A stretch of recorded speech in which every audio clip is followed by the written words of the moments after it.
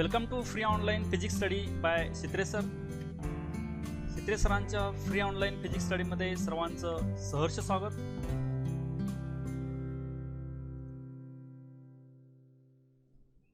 In this session, we will study HSC 12th Physics, Chapter 8, Electrostatics, Part 4.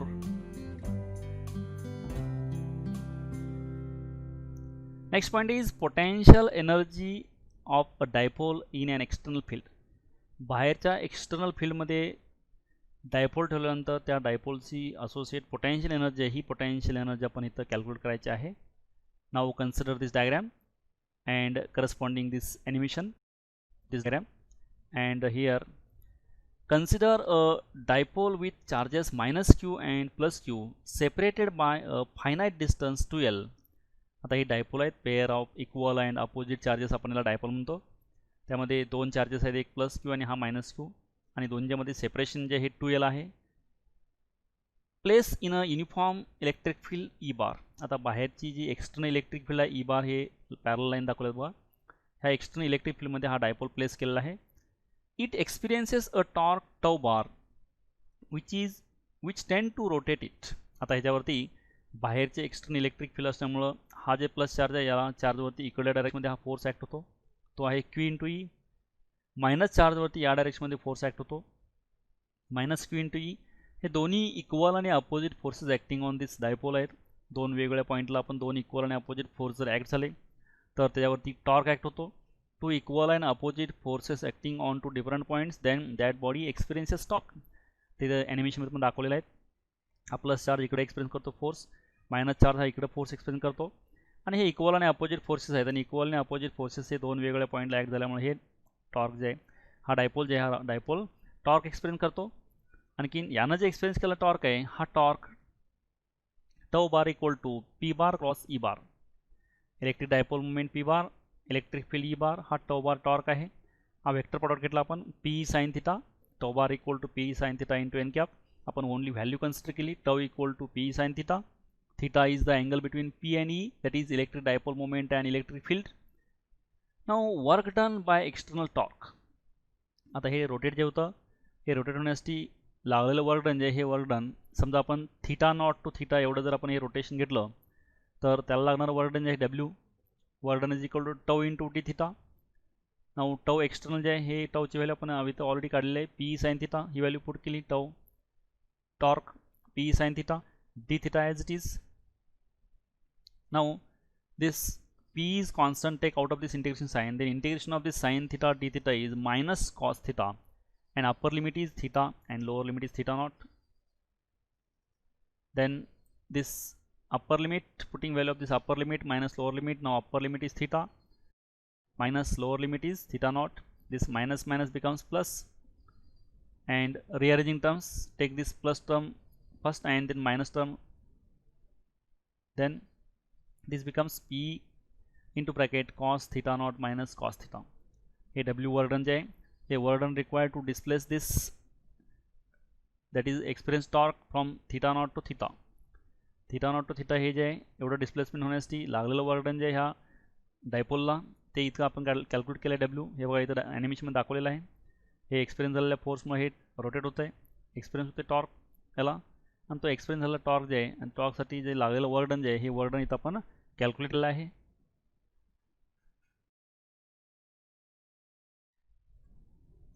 Now this calculated work done, आता आपण जे work done calculate केलं आहे, this work done is stored as the potential energy of the system in the position when the dipole makes an angle theta with the electric field. आता आपण जे काही work done काढलेलं calculate केलं आहे हे वर्क डन या डायपोलमध्ये potential एनर्जीच्या फॉर्ममध्ये स्टोअर होतं. आणखी ज्यावेळी हा डायपोलचा अँगल जे आहे इलेक्ट्रिक फील्डशी केलेला अँगल हा थिटा असेल त्यावेळी त्याच्यामध्ये झालेलं वर्क डन जे आहे ते आपण आता जस्ट कॅल्क्युलेट केलं आहे. याच्यामध्ये आता हे जे वर्क डन आहे यामध्ये आपण the zero potential energy can be chosen as per convenience. We can choose U of theta not equal to 0. आता आपण झिरो पोटेन्शियल एनर्जी आहे म्हणजे जे आहे आपण रेफरन्स पोटेन्शियल एनर्जीला आपण झिरो पोटेन्शियल एनर्जी म्हणतो. ॲक्च्युली दिस झिरो नसते, पण आपण ज्याला रेफरन्स मानतो त्याला आपण झिरो पोटेन्शियल एनर्जी घेतो. आता ह्या केसमध्ये आपण जर यू थिटा नॉट जे ह्याला आपण झिरो पोटेन्शियल एनर्जी घेतली तर हे जे इक्वेशन आहे U theta minus U theta not हे P cos theta not minus cos theta जे आहे हे इक्वेशन आहे. ह्या इक्वेशनमध्ये आपण दोन स्पेशल केस करायचे आहेत. त्यामध्ये पहिली केस आहे if initially the dipole is perpendicular to field E bar. आता आपण इलेक्ट्रिक फील्ड जे आहे ह्या इलेक्ट्रिक फील्डला इनिशियली डायपोल जे आहे हा डायपोलचा ॲक्सिस परपॅन्डिक्युलर असेल तर थिटा नॉट जे आहे हा थिटा नॉट 90 असतो, दॅट इज π/2. तर हे जे इक्वेशन आहे ह्या इक्वेशनमध्ये आपण व्हॅल्यू जर पुट केली थिटा नॉटची π/2 तर हे इक्वेशन असं होईल. हे थिटा आपण हे जे यू थिटा नॉट जे आपण 0 घेतलं ही रेफरन्स पोटेन्शियल एनर्जी ही 0 घेतल्यानंतर ओनली यू थिटा येतं इथं आणि यू थिटा आल्यानंतर हे जे आहे यामध्ये कॉस थिटा नॉट जे आहे थिटा नॉटची व्हॅल्यू आपण π/2 टाकली. जर हे initially direction of electric field आणि ॲक्सिस डायपोल जे आहे हे एकमेकाला परपॅन्डिक्युलर असतील त्यावेळी तर कॉस π/2 जे आहे हे 0 येतं. त्यामुळे हे ओनली मायनस कॉस थिटा आहे. त्यामुळे पी मायनस कॉस थिटा जे हे मायनस पी कॉस थिटा येतं. मग पी कॉस थिटा जे आपण हे P bar dot E bar लिहू शकतो. Dot product P bar dot E bar म्हणजेच पी कॉस थिटा आणि मायनस साईन आहे. ही आहे यू थिटा एनर्जी त्याची. सेकंड केस आहे if initially the dipole is parallel to the field E bar. आता इलेक्ट्रिक फील्ड ई बार जे आहे हे इलेक्ट्रिक फील्ड ई बारला डायपोल जे आहे हा डायपोलचा ॲक्सिस जर पॅरलल असेल तर त्यावेळी थिटा नॉट जे आहे 0 येतं. थिटा नॉट 0 असल्यामुळे हे जे इक्वेशन आहे ते आपण ऑलरेडी तर यू थिटा नॉट हे 0 टाकलेलं आहे. त्यामुळे यू थिटा आहे हे P cos theta not minus cos theta. Theta नॉटची व्हॅल्यू आपण 0 टाकली. कॉस 0 1 येतं त्यामुळे हे 1 आलं. रिमेनिंग टर्म्स ॲज इट आहेत. त्यामुळे ही यू थिटा जी आहे ही एनर्जी त्यामधली potential energy P into bracket 1 minus cos theta bracket complete असे येते. आपण ह्या दोन स्पेशल केस बघितल्या आणि जनरल जे आहे हे general U theta minus U theta not equal to P into bracket cos theta not minus cos theta हे असं potential energy of this if dipole is placed in external electric field. म्हणजे बाहेरच्या external electric फील्डच्या सानिध्यामध्ये जर आपण dipole place केला तर त्या डायपोलमध्ये असणारी पोटेन्शियल एनर्जी आहे ही एनर्जी आपण अशी कॅल्क्युलेट करतो. आणखीन यामध्ये आपण दोन स्पेशल केस केला त्यामध्ये ही पोटेन्शियल एनर्जी आहे डायपोलची.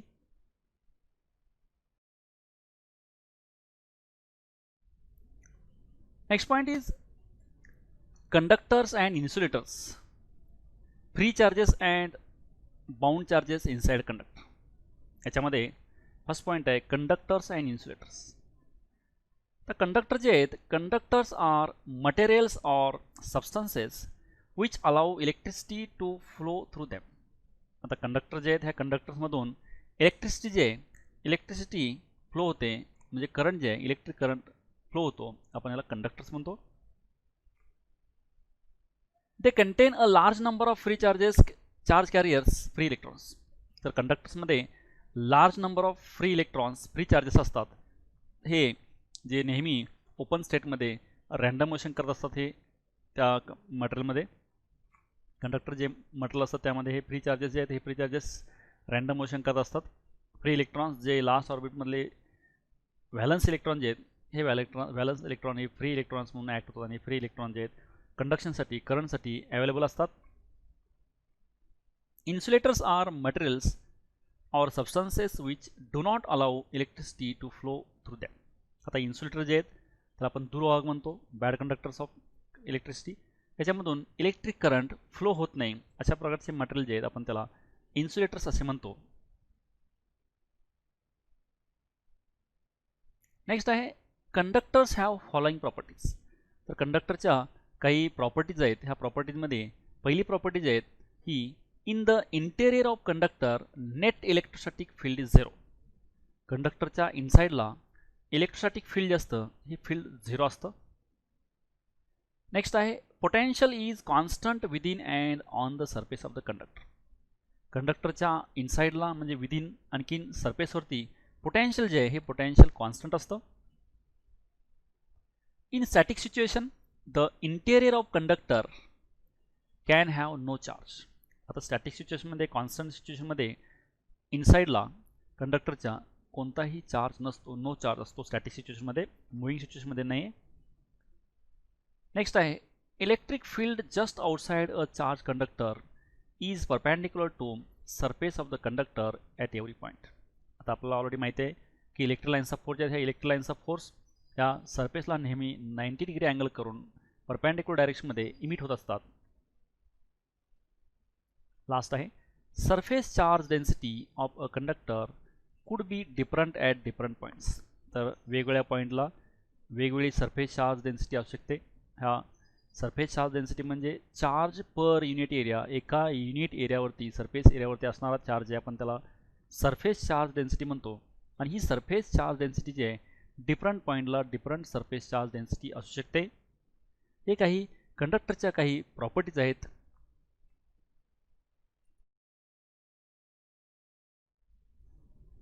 नेक्स्ट पॉईंट आहे free charges and bound charges inside material.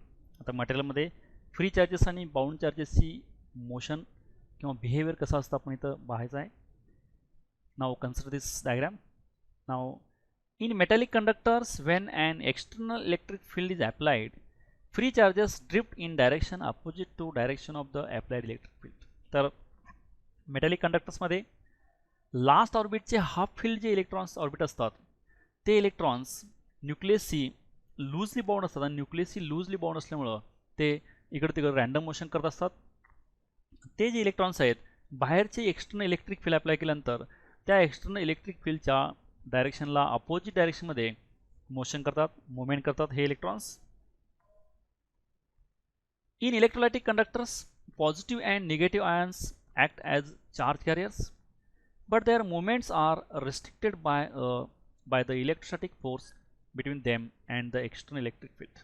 तर इलेक्ट्रोलाइट कंडक्टर्समध्ये पॉझिटिव्ह अँड निगेटिव्ह आयन जे असतात यांची मोशन जी आहे ही मोशन त्यांच्या इलेक्ट्रोस्टॅटिक फोर्समुळं आणखीन एक्सटर्नल इलेक्ट्रिक फील्डमुळं ही रिस्ट्रिक्टेड असते, फ्री मोशन नसते. जसं कंडक्टर्समध्ये फ्री मोशन होतं तसं ह्यामध्ये तशी तेवढी प्रकारची मोशन होत नाही. याला इलेक्ट्रोस्टॅटिक फोर्स आणखीन एक्सटर्नल इलेक्ट्रिक फील्ड जे आहे त्यामुळे ह्याच्यावरती रिस्ट्रिक्शन येतं. आणखी नेक्स्ट आहे in insulators the electrons are tightly bound to the nucleus and are thus not available for conductivity and hence are poor conductors of electricity. तर इन्सुलेटर्समध्ये हे इलेक्ट्रॉन जे आहेत हे न्यूक्लियसशी टाईटली बाउंड असतात. टाईटली बाउंड असल्यामुळं हे फ्री मोशनसाठी मुवमेंटसाठी अवेलेबल नसतात. त्यामुळे ह्यांची मोशन जे आहे फार कमी प्रमाणामध्ये ह्यामध्ये इलेक्ट्रॉन्स इकडे इकडं रँडम मोशन करत असतात. त्यामुळे कंडक्शनमध्ये करंट फ्लो होत असतो. तर हे मॅक्झिमम इलेक्ट्रॉन्स टाईटली बाउंड असतात. आता हे आपण ह्यामध्ये पहा ह्या डायग्राममध्ये दाखवलेलं आहे. ह्याच्यामध्ये हे फ्री मोशन करतात, या इलेक्ट्रॉनची फ्री मोशन आहे ह्याच्यामध्ये आणि इकडं रिस्ट्रिक्टेड मोशन आहे इलेक्ट्रॉनची ही या second case. Next point is dielectrics and electric polarisation. याच्यामध्ये dielectrics are insulators which can be used to store electrical energy. आता डायइलेक्ट्रिक जे आहेत हे डायइलेक्ट्रिक्स आपण हे इन्सुलेटर्स आहेत आणि हे इन्सुलेटर जे आहेत हे आपण इलेक्ट्रिकल एनर्जी स्टोअर करण्यासाठी वापरतो. Dielectrics are insulating materials or non conducting substances which can be polarised through small localised displacement of charges. तर डायइलेक्ट्रिक जे आहेत हे इन्सुलेटर्स आहेत आणि हे नॉन कंडक्टिंग सबस्टन्स आहेत आणि हे आपण त्याच्या लोकलाइज्ड डिस्प्लेसमेंटमध्ये हे आपण डायइलेक्ट्रिक्स पोलराइज करू शकतो आपण याला. For example glass, wax, water, wood, mica, rubber, stone, plastic etcetera. these are the dielectric materials. हे डायइलेक्ट्रिक मटेरियल्स आहेत. Dielectrics can be classified as polar dielectrics and non polar dielectrics. आता डायइलेक्ट्रिकचे परत दोन प्रकार आहेत, त्यामध्ये पोलार आणखीन नॉन पोलार डायइलेक्ट्रिक्स. त्यामध्ये फर्स्ट आहे पोलार डायइलेक्ट्रिक्स. आता पोलार डायइलेक्ट्रिक जे आहे molecule in which the centre of mass of positive charges that is proton does not coincides with centre of mass of negative charges that is electrons because of the asymmetric shape of the molecules is called polar molecules. आता अशा प्रकारचे molecule की ज्याच्यामध्ये positive चार्जेसचा centre of mass आणखीन negative चार्जेसचा centre of mass हा coincide नसतो, असिमेट्रिक असतो, म्हणजे एका ठिकाणी नसतो सेंटर ऑफ मास दोन्ही चार्जेसचा. त्यामुळं ह्याच्यामध्ये पोल शो होतो, पोल दिसतो या प्रकारच्या मॉलिक्युल्समध्ये. They have permanent dipole movement and act as tiny electric dipoles. यामध्ये परमनंट इलेक्ट्रिक छोटा डायपोल असतो या प्रकारच्या पोलार डायइलेक्ट्रिक्समध्ये. Next one is non polar dielectrics. आता नॉन पोलार डायइलेक्ट्रिक्समध्ये a molecule in which the centre of mass of positive charges coincides with center of negative charges is called non-polar molecules. तर त्या प्रकारचे molecule ज्याच्यामध्ये positive चार्जचा centre of mass, negative चार्जचा centre of मास दोन्ही हे coincide असतात, एकाच ठिकाणी असतात, तर याच्यामध्ये पोल्स दिसत नाही. या प्रकारच्या मॉलिक्यूल्समध्ये, या प्रकारच्या मॉलिक्यूल्सला आपण नॉन पोलार मॉलिक्यूल्स असे म्हणतो किंवा डायलेक्ट्रिक्स म्हणतो. These have symmetrical shapes and have zero dipole moment in the normal state. तर नॉर्मल स्टेटमध्ये ह्यांचं झिरो डायपोल मोमेंट असतं आणि सिमेट्रिकल शेप असतात. The dielectrics like hydrogen, nitrogen, oxygen, CO2, benzene, methane are made up of non-polar molecules and are called non-polar dielectrics. तर हे examples आहेत non polar डायलेक्ट्रिक्सचे. ह्या ॲनिमेशनमध्ये बघा, हे पोलार मॉलिक्यूल जे आहेत ह्यामध्ये असे सेपरेट मायनस आणि प्लस पोल सेपरेट दिसतात आपल्याला इथं, कारण ह्याच्यामध्ये निगेटिव्ह चार्ज आणि पॉझिटिव्ह चार्जचा सेंटर ऑफ मास हा वेगवेगळ्या ठिकाणी असतो म्हणून. आणि नॉन पोलार जे आहे, नॉन पोलारमध्ये पॉझिटिव्ह आणि निगेटिव्ह जे चार्जेस आहेत यांचा सेंटर ऑफ मास एकाच ठिकाणी असतो, त्यामुळे ह्याला सेपरेट असा पोल दिसत नाही, पोलॅरिटी दिसत नाही. हे आहेत नॉन पोलार मॉलिक्युल्स आणि हा आहे पोलार मॉलिक्युल्स या ॲनिमेशनमध्ये दाखवलेला आहे.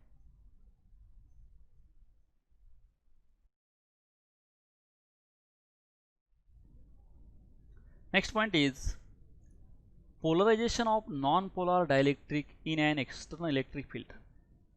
बाहेरच्या एक्सटर्नल इलेक्ट्रिक फील्डमध्ये आपण नॉन पोलार डायलेक्ट्रिक सबस्टन्स जे ठेवला आपण, तर त्या नॉन पोलार डायलेक्ट्रिक सबस्टन्सचं बिहेवियर जे आहे हे आपण इथं स्टडी करायचं आहे. त्यासाठी now consider this diagram and corresponding animation. Now in this case, in the presence of an external electric field E naught, the center of positive charge in each molecule of non-polar dielectric is pulled in the direction of E bar. ज्यावेळी याला आपण कोणत्याही प्रकारचं electric field apply केलेलं नाही, त्यावेळी electric field apply केलं नसेल, त्यावेळी E इक्वल टू 0 असेल, त्यावेळी हे जे मॉलिक्यूल जे हे मॉलिक्यूल्स डायपोल शो करत नाहीत, नॉन पोलार असतात, कारण याच्यामध्ये सेंटर ऑफ पॉझिटिव्ह चार्ज आणि centre of negative charge coincide असतो, त्यामुळे यामध्ये पोल दिसत नाही. पण ज्यावेळी आपण एक्सटर्नल इलेक्ट्रिक फील्ड अप्लाय करतो, तर त्यावेळी ह्या एक्सटर्नल इलेक्ट्रिक फील्डच्या डायरेक्शनमध्ये पॉझिटिव्ह चार्जेस जे आहेत ह्या एक्सटर्नल इलेक्ट्रिक फील्डच्या डायरेक्शनमध्ये हे मूव्ह होतात.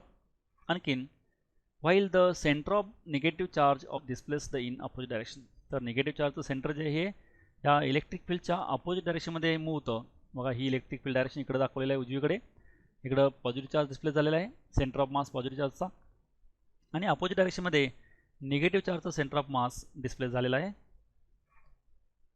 Each molecule becomes a tiny dipole having a dipole moment. आता प्रत्येक सिंगल मॉलिक्यूल जे आहे हा छोटा डायपोल बनतो प्लस आणि मायनस चार्जचा. The induced dipole moment of different molecules add off giving a net dipole moment to the dielectric in the presence of external electric field. तर प्रत्येक मॉलिक्यूलची डायपोल मोमेंट ॲड होते आणि हा पूर्ण सबस्टन्स जे आहे हा इलेक्ट्रिक फील्डमध्ये हा डायपोल शो करतो. तर इथं ॲनिमेशनमध्ये पण दाखवले बघा, सिंगल हा चार्ज होता, मॉलिक्यूल एकत्र होते, पॉझिटिव्ह निगेटिव्हचे चार्जेस आता हे डिस्प्ले झाले आहेत. बाहेरचे एक्सटर्नल इलेक्ट्रिक फील्ड अप्लाय केल्यामुळं वन साईडला पॉझिटिव्ह डिस्प्ले झालेला आहे, अदर साईडला अपोजिट डायरेक्शनमध्ये निगेटिव्ह डिस्प्ले झालेला आहे सेंटर ऑफ मास या चार्जचा. आणि हा प्रत्येक सिंगल मॉलिक्यूल जे आहे हा डायपोल शो करतो आहे आणि सर्वांचं हे डायपोल मोमेंट ॲड होऊन रिझल्टंट डायपोल मोमेंट तयार होतं. हा सिंगल मोमेंट बघा, चार्जेस असे डिस्प्ले झालेले आहेत सेंटर ऑफ मास यांचा, असं हे डिस्प्लेस होऊन आपल्याला सिंगल मॉलिक्यूल जे हा डायपोल मोमेंट शो करतो आणि संपूर्ण सगळ्यांचे मोमेंट ॲड होऊन टोटल हे सबस्टन्स जे आहे हा सबस्टन्स डायपोल मोमेंट शो करतो ह्या एक्सटर्नल इलेक्ट्रिक फील्डमध्ये. Non polar molecules, non polar dielectrics.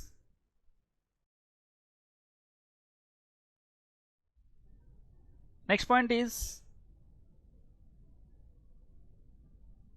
Polarisation of a polar dielectric in an external electric field. बाहेरच्या एक्सटर्नल इलेक्ट्रिक फील्डमध्ये पोलार डायलेक्ट्रिक सबस्टन्स जे आहेत हे पोलार डायलेक्ट्रिक सबस्टन्सचं कसं बिहेवियर होतं हे बिहेवियर आपण इथं स्टडी करायचं आहे.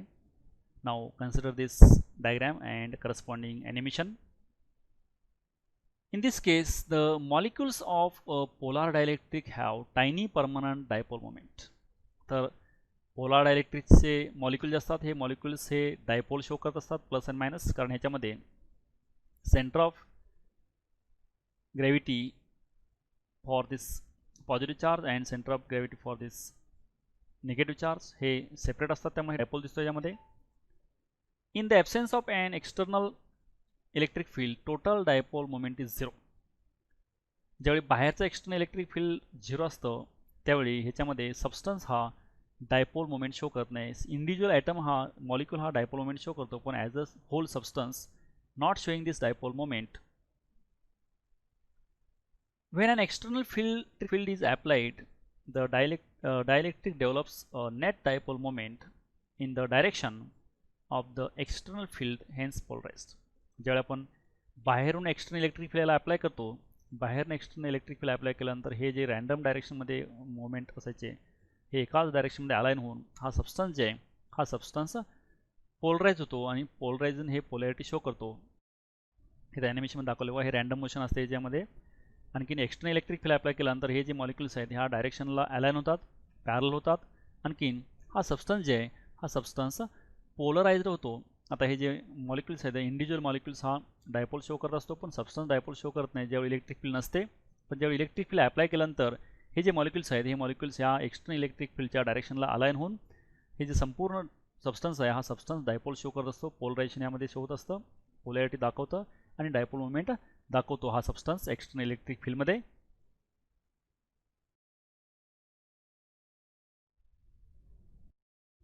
Now conclusion is, thus both polar and non-polar dielectrics develop net dipole moment in the presence of an external electric field. तर पोलार आणखी नॉन पोलार दोन्ही प्रकारचे जे मॉलिक्युल्स आहेत किंवा सबस्टन्स जे आहेत हे सबस्टन्सेस एक्सटर्नल इलेक्ट्रिक फील्डमध्ये हे डायपोल शो करतात.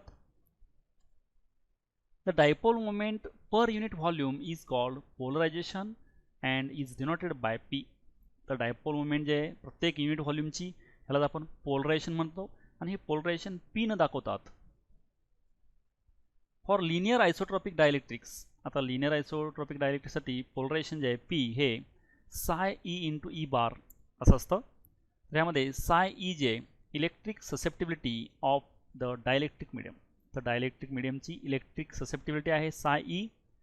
तर पोलरायझेशन जे आहे P बार हे साय ई इंटू ई बार येतं electric field. For vacuum psi E equal to 0, for व्हॅक्यूमसाठी इलेक्ट्रिक ससेप्टिबिलिटी जे आहे ही इलेक्ट्रिक ससेप्टिबिलिटी 0 असते.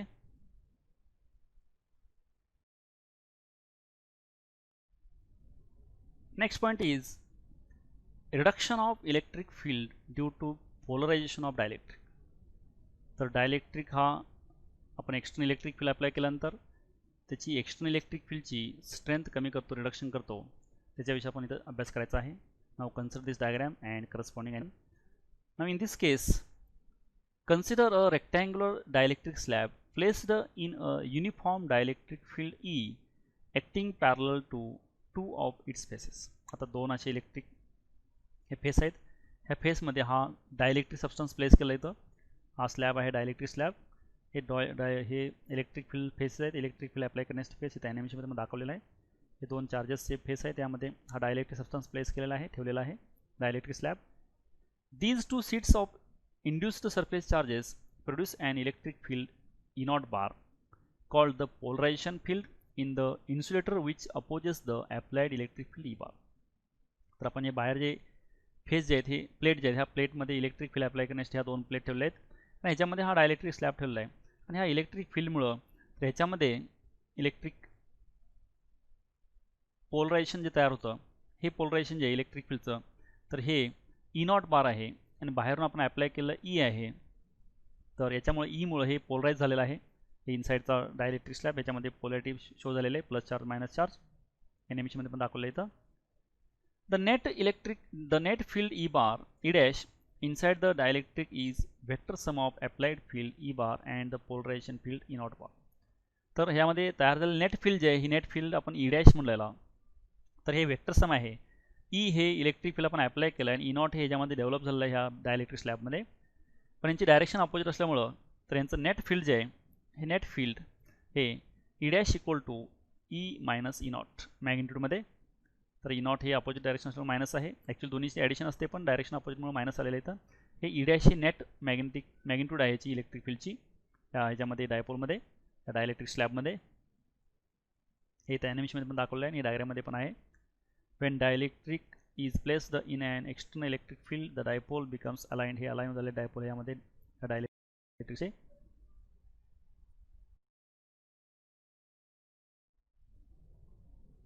Now again consider these different cases and one animation.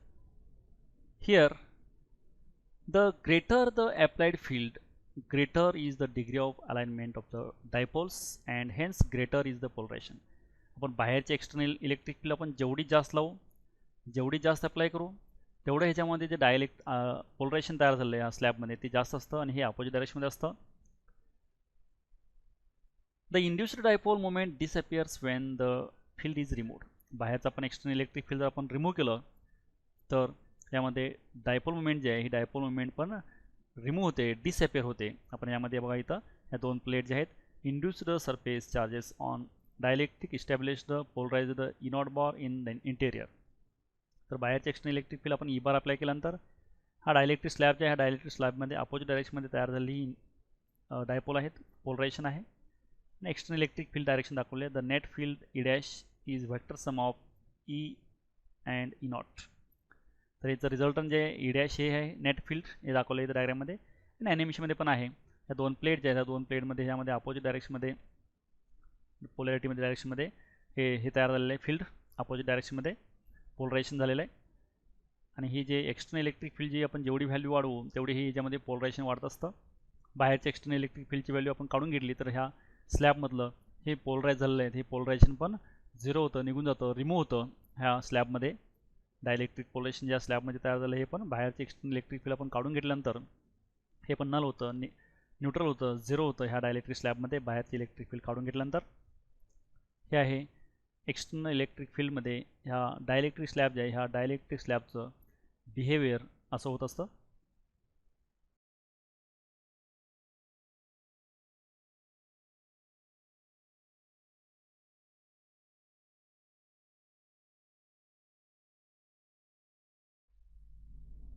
Thank you for watching this video and keep watching videos, and for other videos see description box of this video, and don't forget to subscribe, like and share.